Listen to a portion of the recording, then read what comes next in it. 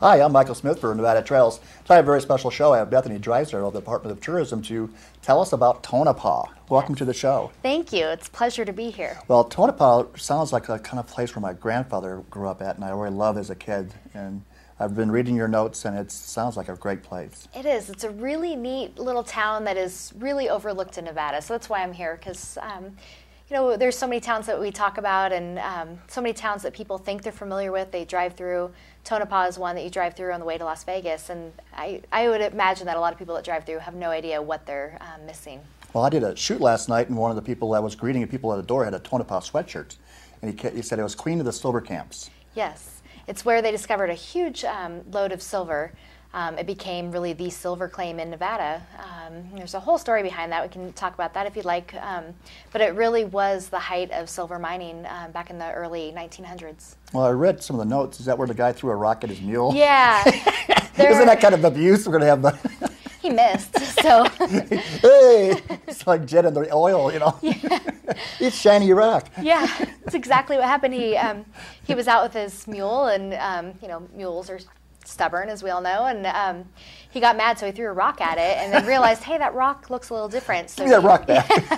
And he did. Yeah, he did. He took and got it checked out, and it was silver. So he went back and he bought up several claims in the area and made a ton of money off of it. Our forefathers. Yeah, you know, it took, I guess, a stubborn mule. But his name was Jim Butler, and so when you go to Tonapah, there's a Jim Butler motel, and they have their Butler Days where they celebrate Jim Butler. Excellent. Yeah. But I think we should talk about getting there first. That is a big thing because I've had people call me up and say, hey, what do we do? Where is this place? Yeah. And I usually just say, give her a call. So that's where those phone calls are coming from. All right. So from Carson Valley, it's really easy, actually. You head down 395 toward Topaz. You'll turn on 208 just before you get to Topaz. It's an easy turn off, too. You can see it. Yeah, it's really easy. It's well marked. And then from there, you go through really one of the gems of Nevada, through Smith Valley, through Wellington. It's beautiful, Kurt. Yeah. It's gorgeous. Right along the river along there. And in Wellington, there's a really neat old red schoolhouse that's kind of fun to stop and take pictures of and check that out. Some really neat treasures along the way that you wouldn't imagine. You know, just good old farming community, very green and lush and just beautiful to drive through. Well, I saw you had a list of some of the pictures you can take. Yeah, Wellington's great, Smith Valley. When you get to Hawthorne, you'll get to Highway 95 when you get to Yerington. Yerington itself is really beautiful, really kind of a slice of vintage America. So I highly recommend going there. When you get to Hawthorne, the Walker Lake, first of all, is just a stunning sight. It's very, to the uninformed eye, I would say it looks very barren, but when you really look at it, it's such a great example of a desert lake. It's very open and flat, so it's great for water sports. People love to water ski there. Camping, hiking. It's one place where there's a ton of bighorn sheep. And so, oh, wow. Be careful when you're driving because it's kind of a windy road, but I'm always driving looking like this. Well, that's how I fell in love with Nevada for the very first time. I was driving from, I guess, the run in the Vegas area, out the boondocks, and I could see all these bighorn sheep. They're beautiful. I didn't know they were that close. They are, and they're closer there. I still haven't seen one, actually, and so I'm on a mission to see a bighorn sheep. So right along Walker Lake, there's a big cliff face that you can't miss, and there's supposed to be a lot of bighorn sheep up there. And then you get into Hawthorne, and Hawthorne calls itself America's patriotic home. And they actually have red, white, and blue painted streets. Some pretty big shoes to fill. It is. I'll have to check that out. It is. It's really neat. They really, really do up Veterans Day big, Memorial Day as well. And it's a really neat place where they honor the troops very authentically. It's really ingrained in kind of the DNA of the town. There's a big Army ammunition depot, and so that's kind of where they draw their source of patriotism, Excellent. I suppose. So it's a neat place to stop. There's a museum with war artifacts, and apparently I can't talk today. That's okay. But it's called the Hawthorne Ordnance Museum, and it's really, really a neat look at war history, memorabilia. They've got these helicopter-looking contraptions and big bombs on display. And well, those things are cool, actually. Yeah. Yeah, I've been to a lot of museums like that. It takes a lot of time, but they're fun. Yeah, it's really neat. And whether you're interested in war history or not, it's such a fascinating look at America's history, really. So that's a great place to stop, especially if you're traveling with a family. Stop and get lunch, stretch your legs in the museum before continuing on. Have the kids playing a tank for a while. Yeah, why not? Climb on a bomb. Why not? I love choppers too. They're neat. Yeah, it really is very, very fascinating. Uniforms from various wars. That's cool. I like that too. Yeah, it's really, really neat. So I recommend stopping there. And then you'll continue down 95. Another neat place to pull over is Coaldale, and I believe we have some pictures of that. I've heard of Coaldale. It's a modern ghost town. It was inhabited. A modern ghost town. Yeah, modern ghost town. You know, usually we're talking about 100-year-old towns. This one was up and running until about 1993, and then everybody left. I don't know what the industry there was that closed down, but now you can see kind of the shell of a grocery store, gas station, some old buildings, and it's really a modern-day ghost town. It'd be a great place to make a movie. Yeah, there's graffiti everywhere. It's just fascinating. But a little zombie action. Yeah. I wouldn't doubt if there has been, actually, but it's another good place. There's no facilities there, so it's just a place to pull over, get some great pictures. That's spooky. And then continue on. It is. It is. I don't know, that's why I heard about it, but I heard of someone being from there, but when they say from, everyone's from there now. Yeah. There is no now. Yeah. Nobody is currently living there. Maybe it's for sale. Could be. Right on the side of the road, so it's you can't miss it when you're driving down 95.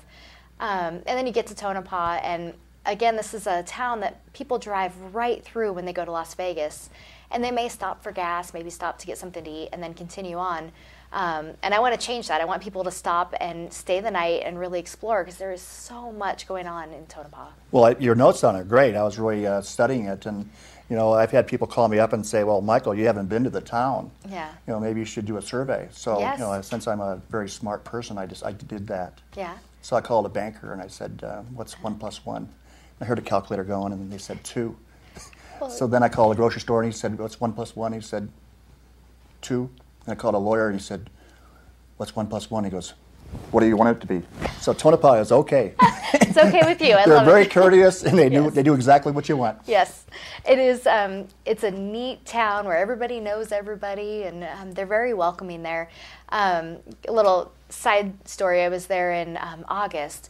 Went out to breakfast at the little local casino, and I noticed a lot of people in kind of dusty cars and clothes, and I realized it was people going to and from Burning Man. Oh, and they were welcomed. You know, they just fit right in. Nobody cares where you're from or what you're doing. You're just welcome there. Well, the people from Birmingham usually are fun. Yeah, they They are. have a lot of talcum on if you have a good car wash. Yeah, true. It's a neat place where you can go and spend a day. You can spend a weekend. Some of the things that we should mention, I guess. Well, when I was looking there. at your notes, I looked at the Mitzpah Hotel. Yes. It seems like it was the real deal there. Mitzpah is one of those old classic Nevada hotels. It was the tallest hotel in Nevada for quite a while.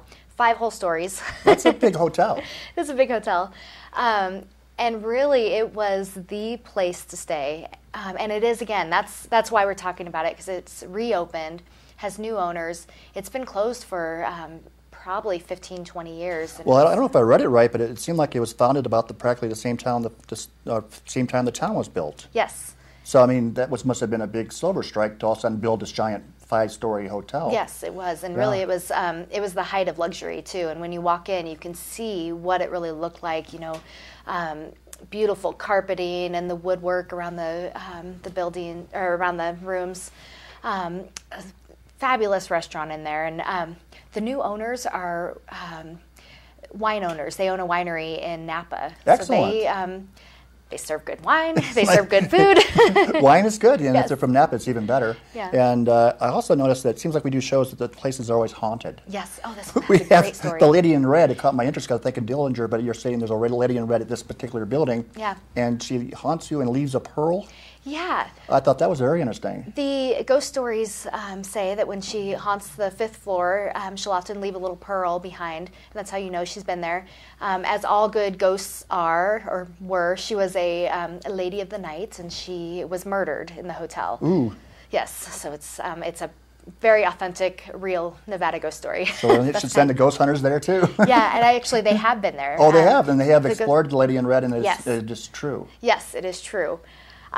So actually, I stayed on the 5th floor, and I was hoping to see a ghost. I didn't see her, but I heard stories of other people that were there that night that think they saw her. So, take it for what you will.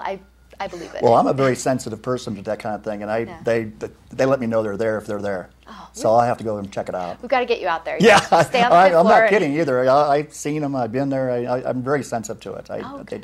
I'm just one of those people that can feel or see if something's there. Okay, we've got to send you out there and then hear the story afterward. I want to hear. I'll be like on this show going like this. It takes a while to get your nerves to settle down because your brain just doesn't relax after seeing something that you think is not real. Yeah. But if you've gone through it a number of times, you kind of get used to it a little bit. Yeah. Well, the Mizpah, it's right in the middle of town, so it's a great place to kind of make your headquarters and spend the night. Again, there's a restaurant there, but there's restaurants within walking distance. So you can call a Mizpah and get reservations? Yeah, MizpahHotel.net is the website. You can call for reservations, and I don't have that number, but if you go on the website, the number's there. See some great pictures. We have some pictures as well of the hotel. And, it really is like staying in a piece of history. It's one of those places where you will never stay in another place like it. Well, I absolutely love that kind of thing. The feel, the smell. If they kept everything alive from when they refurbished it, you still have the old chandeliers and that kind of thing. Old chandeliers, the old bar in the lobby, and the bank vault. You can go in that, open the vault, and it's now kind of a sitting room, but you can walk through the vault door. Yeah, it's really, really neat. Ooh. Well, we're going to go take a short break, and we come back, we're going to talk more about Tonapah and maybe the Lady in Red. Yeah. Thank you very much.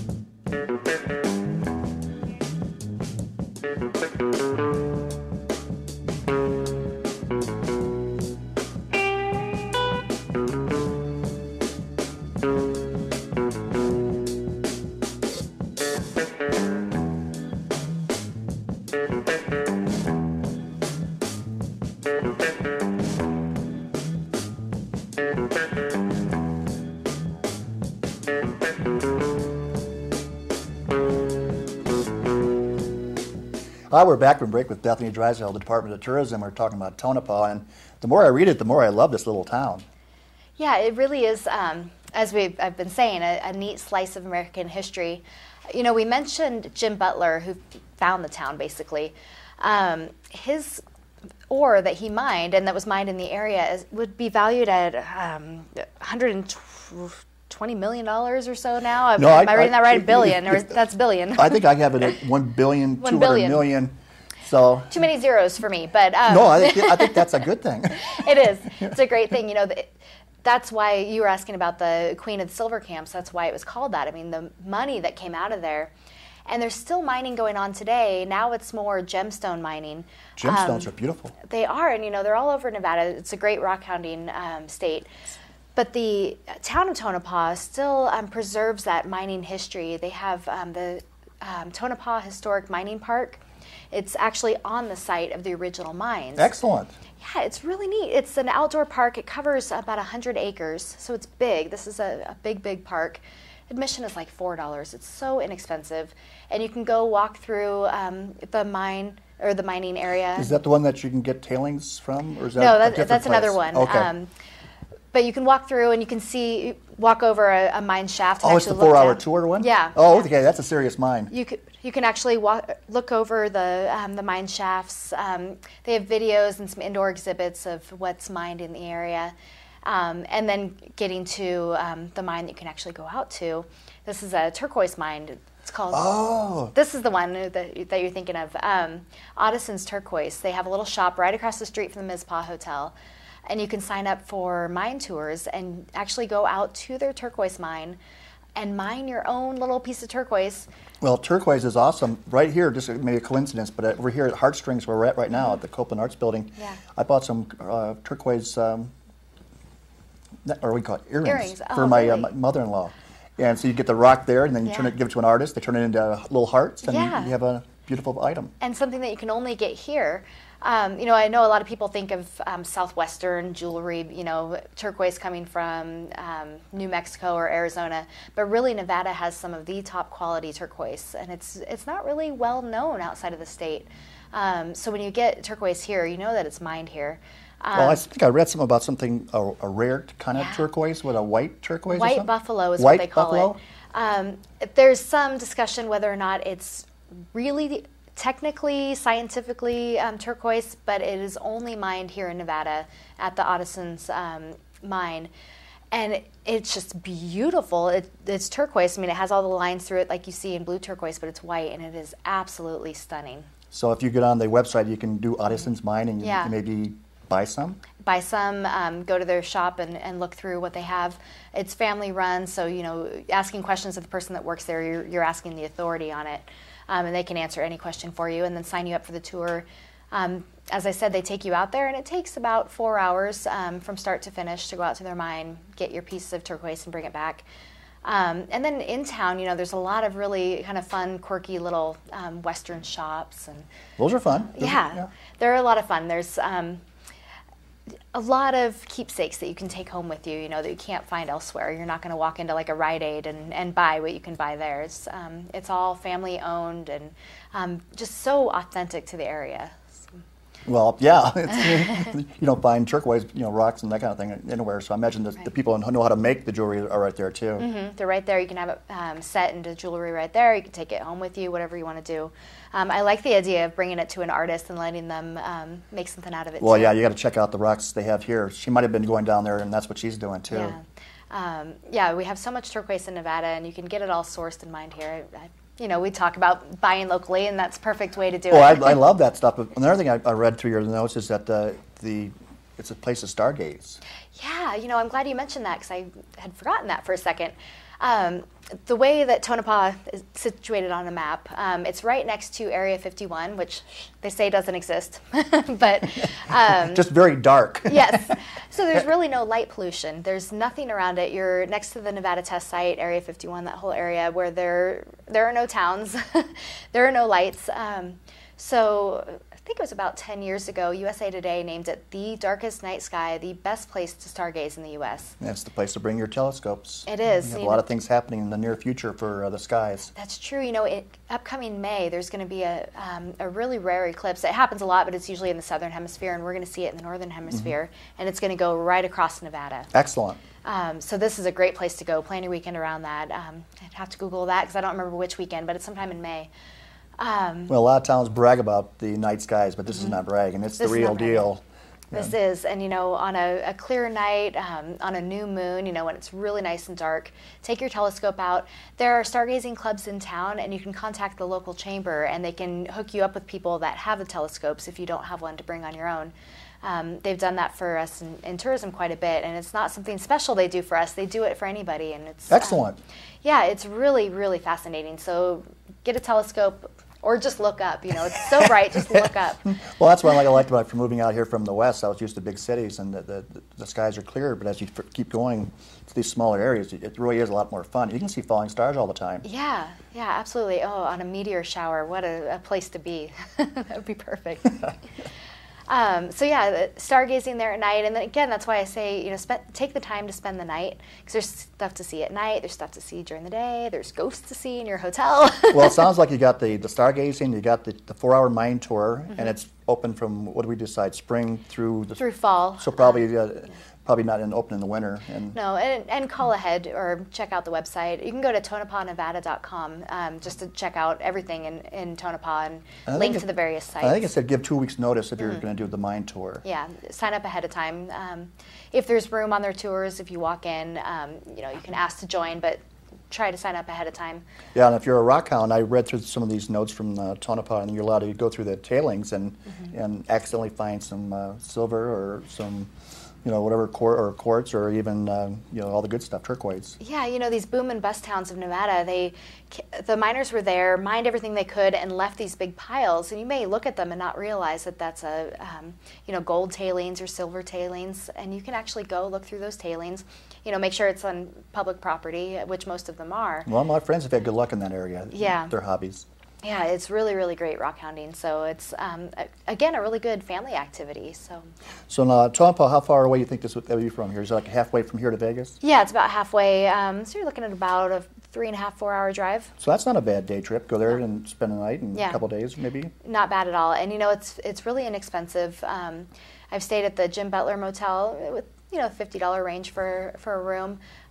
There's the Mizpah, which is a little bit more because it's kind of the next step up.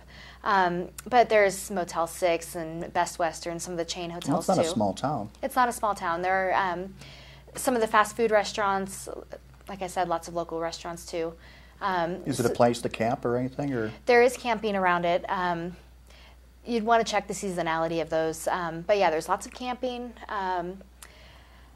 Lots of, Nevada is mostly public land, so you can go out there and just kind of wander around, and there's some big sand dunes, which is fun. Well, dunes are fun for a lot of toys. Yep. Also, back to the Mizpah. Yeah. Did I read about the Mizpah that one of the family that had history came back and they kind of followed their old roots and came back to where their previous generations were at or something? Yes, good memory. Yeah. Nancy Klein, who's one of the current owners. Excellent. Her family name down the line is Ramsey, which is a very old Nevada name. If you drive out Highway 50 past Dayton, there's the Ramsey Weeks cutoff. All right. And she's of that Ramsey family, the Ramsey Weeks cutoff through there. It's her great-grandfather or something like that. Excellent. So yeah, she loves Nevada. She has the ties to Nevada. When she and her husband were looking for some way to kind of bring that Nevada life back to their family, they found the Mizpah and decided, that's it. My family's from there. We've got to own that hotel. So they bought it. Well, that's a fantastic story because I always kind of dream about going back to where my grandfather's from because I already kind of have that roots to it. You have that feeling? Yeah. And they did it. They got their money in the wine, and, Yep. and they're bringing their wine to Tonapah. Yeah, great wine too. So Mitzvah, stay at the Mitzvah, and then tell them the Nevada Trail sent you, or Bethany Drysdale, and it sounds like a good place to visit. It is, and you know, there's another really big attraction, a free attraction, which is always great, especially with those of us with kids that we don't like having to pay admission for everything. The Central Nevada Museum. All right. It's right in the middle of Tonapah as well, and it is kind of the museum in the middle of Nevada that's dedicated to all of Nevada's history. Didn't I read that in Nevada Magazine it said it's the #1 roar magazine, or selected as the best roar museum in Nevada? Yeah. So that's a good museum. That one and the Tonapah Mining Park have both earned that honor. So you have two of the top rural Nevada museums in the state, right in the same town. Excellent. And it earns its name. When you drive in, they have all this mining and farm equipment outside. You can actually walk through that right from the parking lot. They've set up kind of a mock old mining town, so you can look into these old buildings like they would be set up. That's fun. Yeah, it's really, living history. In the museum itself, they've got exhibits for Howard Hughes, his history, his connections with Nevada. They've got an exhibit on him, everything from Las Vegas up to Jarbidge and everything in between. Well, I read they had something about a gal that was the last person executed in California. It was she had something to do with Tonapah. Yeah. Where'd she come from? Then the Earp brothers and some other people. So there's some serious stuff there. And the guy who built Madison Square Garden in Howard Hughes. Yeah. Well, I think we're down about a minute and a half. We better start getting some numbers out there. Sure.